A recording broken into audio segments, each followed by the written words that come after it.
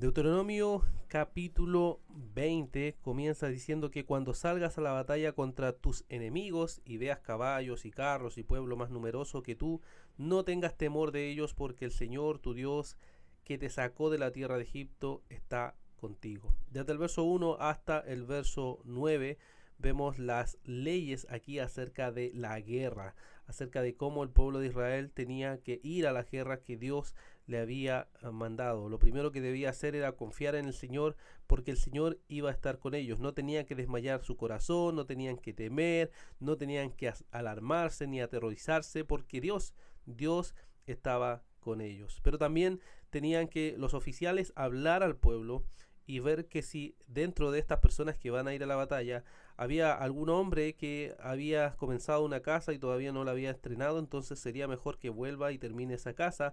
O si había un hombre que había plantado una viña y aún no había tomado de su fruto, sería mejor que regresara a su casa.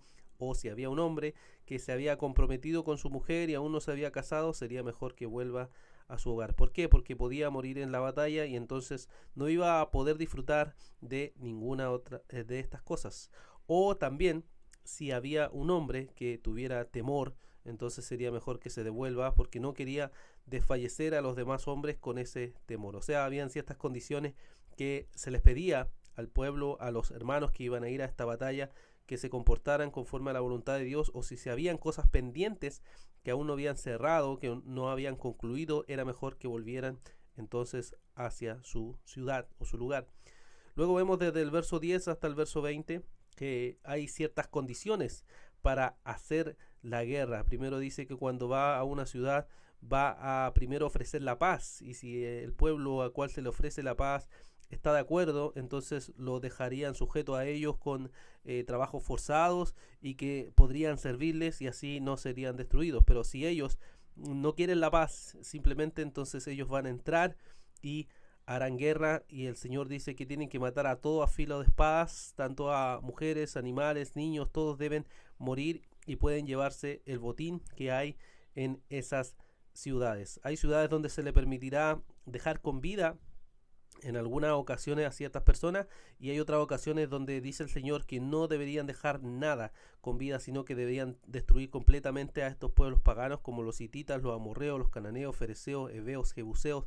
Todos estos pueblos debían morir. ¿Por qué? Porque si no lo hacían iban a imitar estas abominaciones, estas prácticas pecaminosas que el pueblo hacía. Así que termina este capítulo señalando que cuando entren a las ciudades no destruyan los árboles porque los árboles le van a servir como alimento. Dice el verso 20, solo los árboles que sabes que no dan fruto podrá destruir y talar para construir maquinarias de sitio contra la ciudad que está en guerra contigo hasta que caiga. ¿Qué podemos, hermanos, meditar acerca de este capítulo número 20? Lo primero es que Dios les dice que no deben temor, no deben tener temor porque el Señor está con ellos. Y esto es un principio muy importante en cada una de las batallas espirituales que tenemos hoy en día como cristianos. No debemos temer frente al enemigo, a la carne, al mundo, a Satanás y a sus demonios. No debemos temer porque Dios es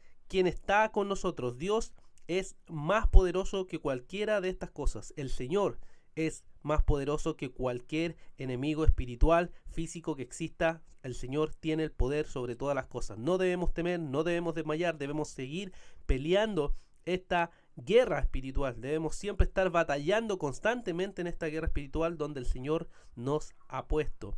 Ahora, también no siempre debemos estar involucrados en esta guerra de la misma manera. Y aquí es muy importante pensar eso, ya que vemos que se ponen ciertas condiciones para estas personas que estaban en medio de la batalla. Si hay cosas que aún no has hecho, es mejor terminar primero esas cosas. No te has casado, por ejemplo, empezaste una casa, empezaste cierto proyecto, es mejor, dice, terminarlo. Y es un buen principio para pensar que no necesariamente siempre vamos a estar involucrados en la guerra espiritual de la misma manera. A veces hay situaciones en la vida que debemos atender, cosas de crisis que tenemos que enfrentar, tragedias en las cuales tenemos que estar, y eso es también estar sirviendo al Señor y no necesariamente estar de la misma manera involucrado en la batalla espiritual.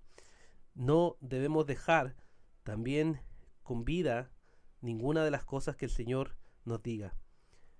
El Señor es soberano sobre todo. El Señor es quien ha determinado sobre todas las cosas. Y aquí, aplicando estos principios, podemos decir que no tenemos que dejar con vida nada que nos lleve al pecado.